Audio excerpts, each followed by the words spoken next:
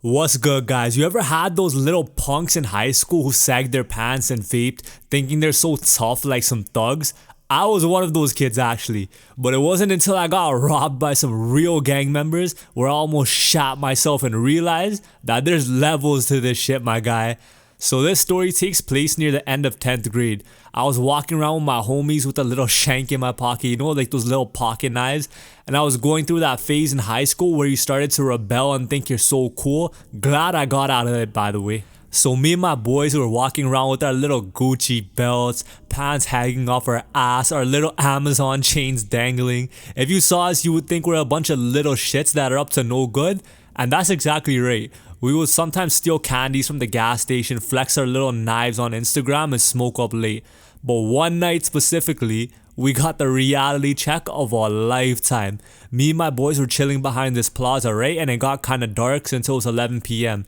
The scene looked super sketchy, like barely anyone was around. Barely any light shining on us, like we're in the pitch black. And one of my boys was like, bro, let's get out of here. The scene looks so sus right now.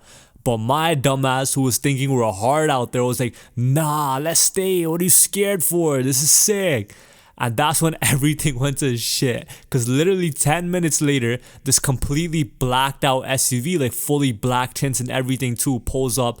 And some dude with tats all over his body and his pants like mega sagging to the floor hops out and asks if we have a lighter. We told him not, and he went into one of the stores in the plaza.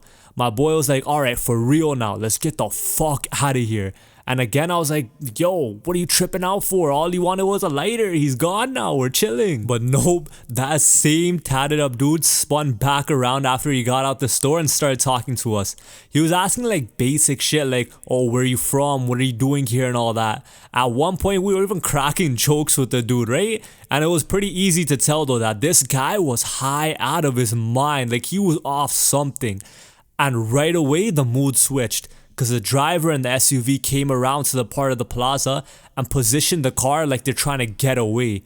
And another dude from the passenger seat jumps out, right? And he starts asking us a bunch of questions too.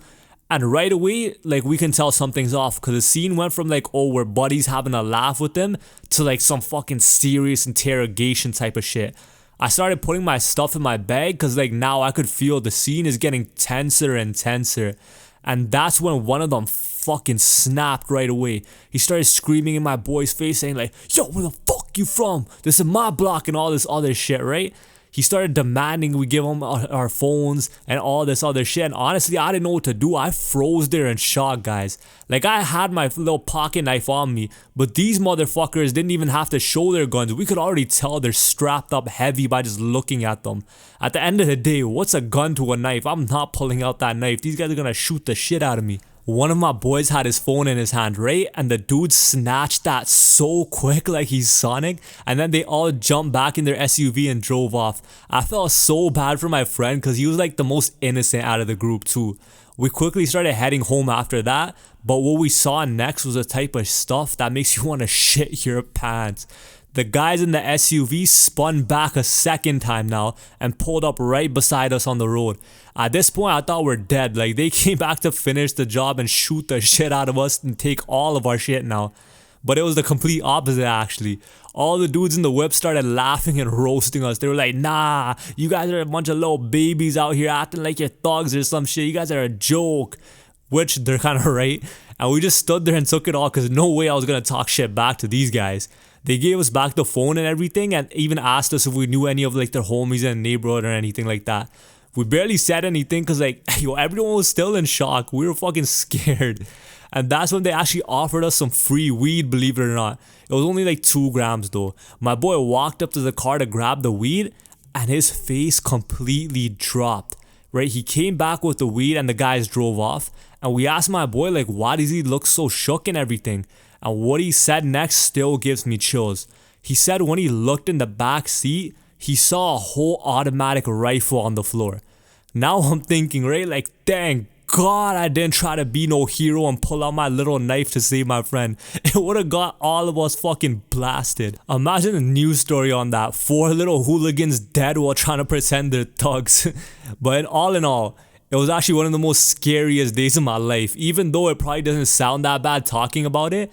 And for the weed, we threw that shit away. We're like, yo, we're scared if these guys lace that shit or anything else. So like, God knows, I'm not trusting these guys after they just tried to rob us. If you guys like this story time, leave a comment and I'll actually do a lot more of these because I'm just testing things out to see if like this type of stuff is interesting to people, right? If no one really wants to watch it, I'm probably just gonna leave these. So let me know in the comments down below.